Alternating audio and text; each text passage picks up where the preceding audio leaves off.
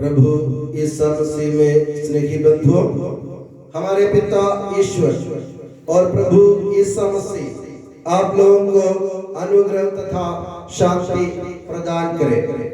आज हमारी कलीसिया के उपासना पद्धति के अनुसार हम एक नए उपासना पद्धति काल में प्रवेश कर रहे हैं और उस काल का नाम है प्रकटीकरण काल। प्रकटीकरण काल में कलीसिया हम लोगों को यह बताना चाहती है कि प्रभु यीशु मसीह के इस दुनिया में आने के उद्देश्य क्या था।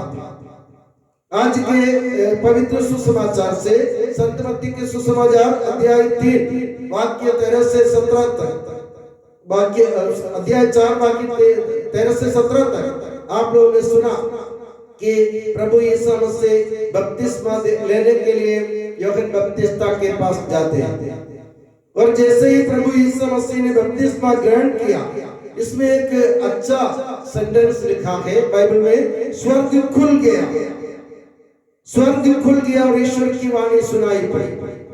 मेरे प्यारे बंधुओं, जो स्वर्ग लोग हमारे लिए बंद हुआ था आदम के पाप करने के कारण, हम जिस जन्नत से, प्रभु के स्वर्ग धाम से जो हम दूर हुए थे, जिसके द्वार हमारे लिए बंद हुए थे हमेशा के लिए, प्रभु यीशु मसीह के इस दुनिया में जन्म लेने के बाद उनके बपतिस्मा के कारण ईश्वर ने फिर से वो द्वार हमारे लिए खोल दिया।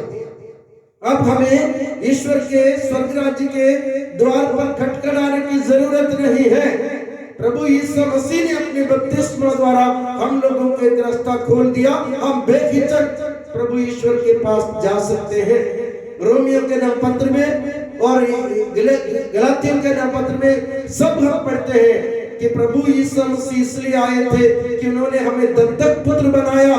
हम ईश्वर को पिता के रूप में पुकार सकते हैं, हम उसी के द्वारा ईश्वर के पास जा सकते हैं। अभी हमें हिचकने की जरूरत नहीं, डरने की जरूरत नहीं, क्योंकि ईश्वर ने हमें अपना पुत्र, अपने पुत्र के रूप में हम लोगों को अपनाया है।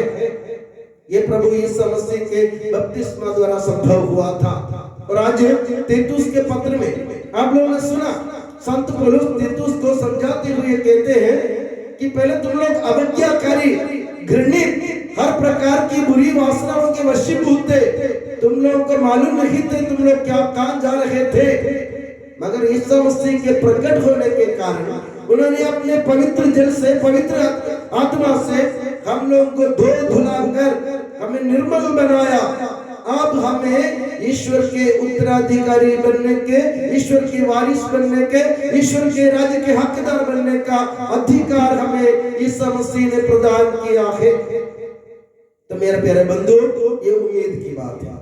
उम्मीद की बात, अभी तक हम बिना कोई आशा के, बिना कोई उम्मीद के अभी इस दुनिया में भटक रहे थे, जी रहे थे, मगर प्रभु यीशु मसीह ने अपने बपतिस्मा द्वारा हम लोगों को ईश्वर के दत्तक पुत्र बनाकर, अपने मित्र बनाकर, हम लोगों को ईश्वर के राज्य के वारिस बनाकर हम लोगों को ढारस बंधाया कि तुम अभी अनाथ नहीं हो। तुम्हारे ईश्वर तुम्हारे लिए स्वर्ग का द्वार खोल कर रखा है और तुम्हें उसके पास जाने की जरूरत है और जाना हो। यीशु मसीह के जरिए तुम्हें जाने की जरूरत है। इसलिए प्रभु यीशु मसीह ने अपने जीवन को इस दुनिया में, जैसे मैंने पहले भी कहा, एक पुल के रूप में बिछा दिया। तो बपतिस्मा, प्रभु यीशु मसीह का बपतिस्मा इस बात को प्रकट करता है कि ईश्वर हमारे लिए अपना स्वर्ग का राज्य या स्वर्ग राज्य का द्वार हमारे लिए खोल दिया है हमेशा के लिए। अभी हमें बिना उम्मीद के, बिना आशा के इस दुनिया में हताश होकर जीने की जरूरत नहीं। पूरी उम्मीद के साथ, पूरी आशा के साथ और पूरे भरोसे के साथ यीशु मसीह रूपी द्वार से हम प्रभु ईश्वर के पास प्रवेश कर सकते हैं। दास के रूप में नहीं, दूत के रूप में नहीं, सेवक के रूप में नहीं, गुलाम के रूप में नहीं, बल्कि पुत्र के रूप में, संतान के रूप में हम ईश्वर के राज्य में प्रवेश कर सकते हैं। ये संदेश प्रकटीकरण काल का है।